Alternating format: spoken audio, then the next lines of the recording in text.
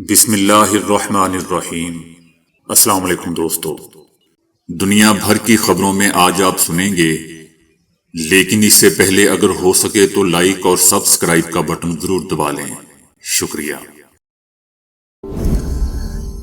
34 سالہ democratic socialist Dhahran Mamdani نے منگل کے روز دوستو نیو یارک سٹی کا میئر کا انتخاب جیت لیا، جو ایک نسبتاً گمنام ریاستی قانون ساز سے ملک کی نمایاں ڈیموکریٹک شخصیات میں سے ایک بننے تک کے ان کے تیز رفتار سیاسی عروج کا نقطۂ عروج ہے۔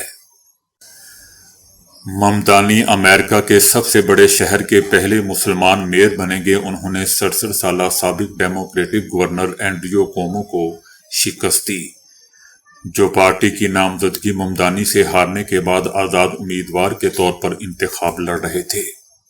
ممدانی نے 6,77,615 ووٹ یعنی 49.6% ووٹ حاصل کیے، جبکہ سابق گورنر اینڈریو کومو نے 5,68,488 یعنی 41.6% ووٹ حاصل کیے۔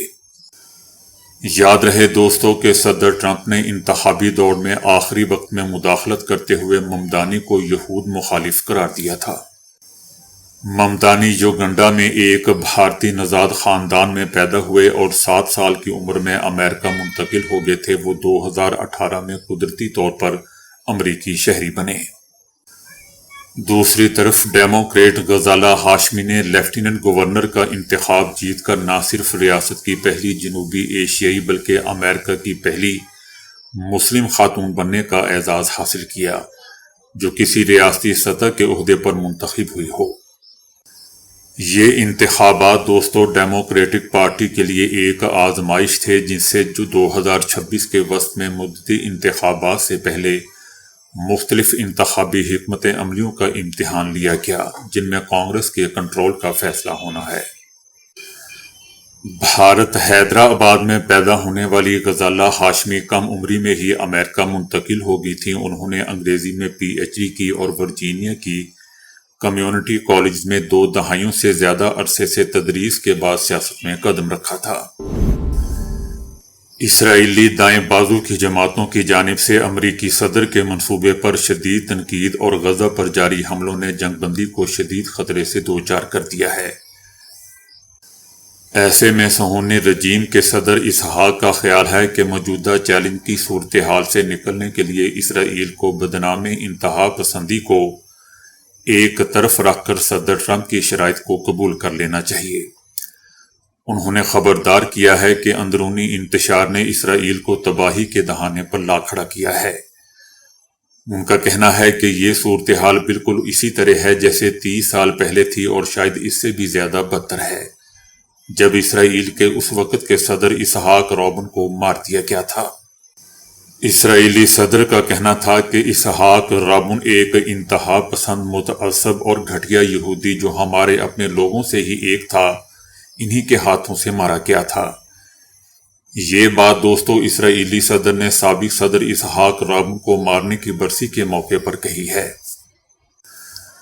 دوسری طرف امریکی ڈائریکٹر آف نیشنل انٹیلی جنس نے شہر قریات کٹ میں امریکی رابطہ کاری مرکز کا اچانک دورہ کیا۔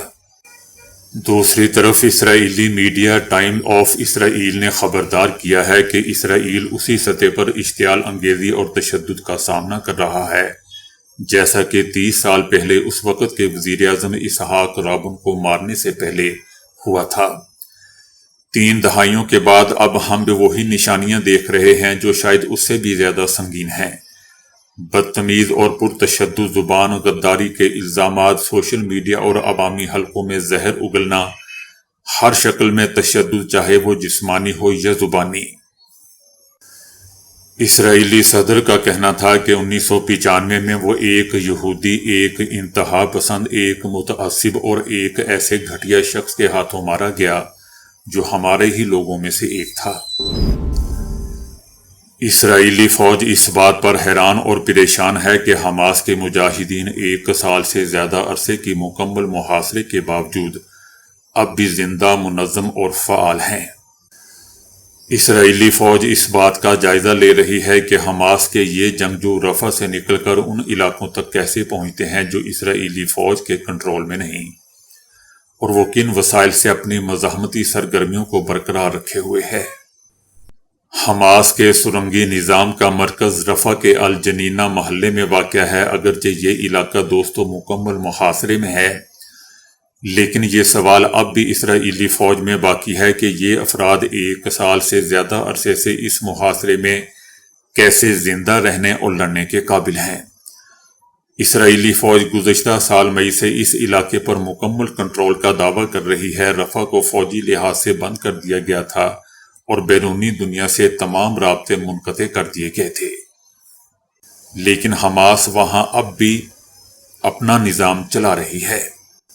اس سب کے باوجود جنگ بندی کے اعلان اور قیدیوں کے تبادلے کے آغاز کے بعد سے 3 اسرائیلی فوجی اسی علاقے میں مارے گئے۔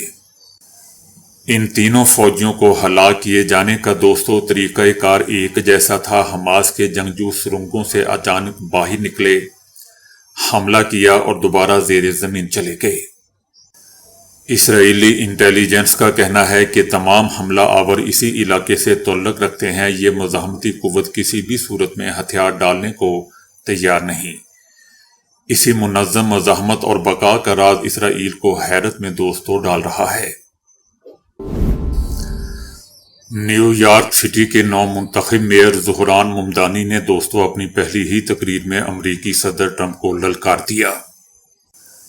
میئر کے الیکشن میں فتح کے بعد حامیوں سے خطاب کے دوران زہران ممدانی کا کہنا تھا کہ کرپشن کے اس کلچر کا خاتمہ کریں گے جس نے ٹرمپ جیسے ارب پتیوں کے لیے ٹیکس کے نظام کا استحصال کرنا ممکن بنایا۔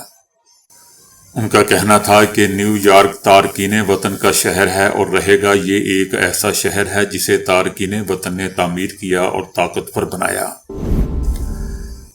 34 سالہ ممدانی نے اعلان کیا ہے کہ اگر کوئی ٹرمپ کی دھوکہ دہی کی شکار قوم کو دکھا سکتا ہے کہ اسے کیسے شکست دینی ہے تو نیو یارک وہی شہر ہے جس نے اسے جنم دیا تھا۔ اگر کسی آمر کو خوفزدہ کرنے کا کوئی طریقہ ہے تو وہ ان حالات کو ختم کرنا ہے جنہوں نے اسے طاقت جمع کرنے کی اجازت دی۔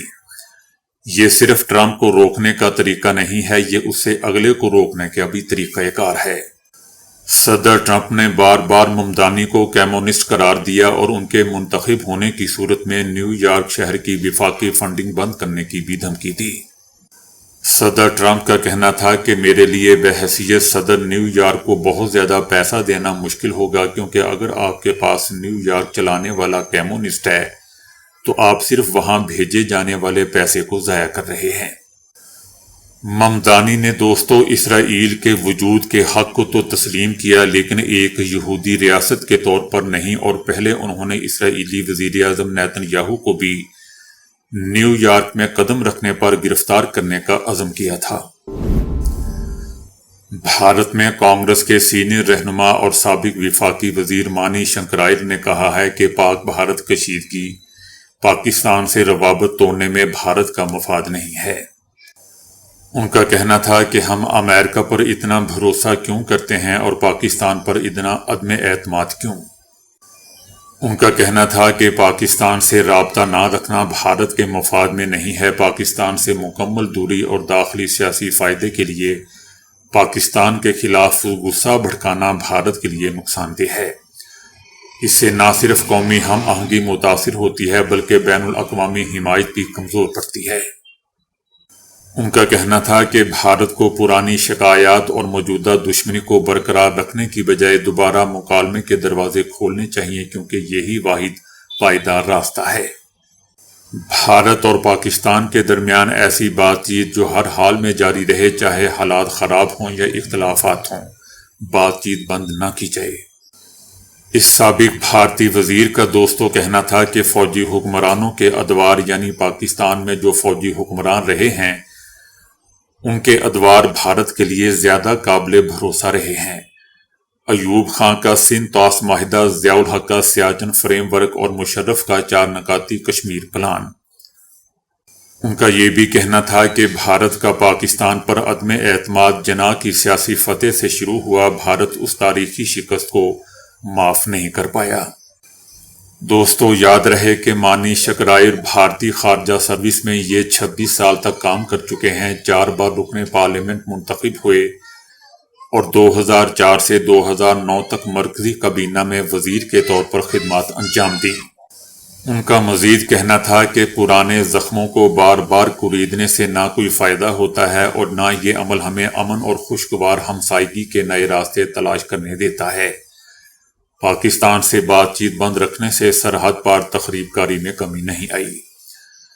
سابق بھارتی وزیر کا دوستو مزید کہنا تھا کہ بات چیت نہ ہونے سے پاکستان کے عوام اور مختلف طبقوں میں بھارت کے لیے موجود غیر سگالی ضائع ہو جاتی ہے، جبکہ دشمن عناصر کو یہ موقع ملتا ہے کہ وہ بھارت کے خلاف اور پاکستان کے خلاف زہر پھیلائیں۔ اسلام آباد کی عدالت نے آڈیو لیک کیس میں سابق وزیر اعلیٰ KP علی امین گنڈابر کے ناقابل ضمانت وارنٹ گرفتاری دوستوں جاری کر دیے ہیں۔ عدالت نے گنڈابر کو گرفتار کر کے پیش کرنے کا حکم دیا ہے۔ علی امین گنڈابر کی عدم دستیابی کے باعث فرد جرم کی کارروائی مؤخر کر دی گئی۔ عدالت نے کیس فرد جرم عائد کرنے کے لیے مقرر کر رکھا تھا۔ بعد میں عدالت نے آڈیو لیک کیس پر سماعت 5 دسمبر تک ملتوی کر دی۔ سابق گورنر سندھ عمران اسماعیل کا کہنا ہے کہ سیکرٹری جنرل پاکستان تحریک انصاف سلمان اکرم راجہ کا بیان سن کر حیران ہوں کہ کیسے کوئی شخص اس قدر جھوٹ بھی بول سکتا ہے۔ عمران اسماعیل کا کہنا تھا کہ سوال ہی پیدا نہیں ہوتا کہ ہم شاہ محمود قریشی سے یہ کہنے گئے ہوں کہ آپ عمران خان کی جگہ لے لیں۔ عمران اسماعیل کا کہنا تھا کہ الزامات وہ لوگ لگا رہے ہیں جو خود 2 منٹ کے لیے بھی جیل نہیں گئے۔ ان کا کہنا تھا کہ شیخ وقاص اکرم خود تو سارا وقت خیبر پختونخوا ہاؤس میں چھپے بیٹھے رہے اور دوسروں کے بچوں کو ٹی چوک جا کر گولیاں کھانے کا کہتے رہے۔ پاکستان کے نائب وزیر اعظم اور وزیر خارجہ اسحاق ڈار نے کہا ہے کہ افغان عبوری وزیر خارجہ امیر خان متقی کو واضح کر دیا ہے کہ ہمیں آپ سے صرف ایک چیز چاہیے کہ آپ کی سرزمین ہمارے خلاف استعمال نہ ہو۔ نائب وزیر اعظم اسحاق ڈار کا کہنا تھا کہ مجھے کل افغان عبوری وزیر خارجہ امیر خان متقی صاحب کی 6 مرتبہ کال آئی۔ اسحاق ڈار کا کہنا تھا کہ افغان طالبان کی حکومت آنے کے بعد 4 سال دونوں ممالک کے درمیان کوئی باضابطہ چیزیں نہیں ہوئیں۔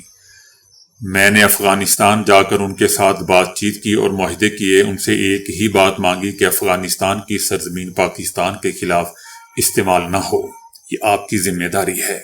تو دوستو ابھی کے لیے اتنا ہی۔ ویڈیو کو لائک اور شیئر کرنے کا بہت بہت شکریہ۔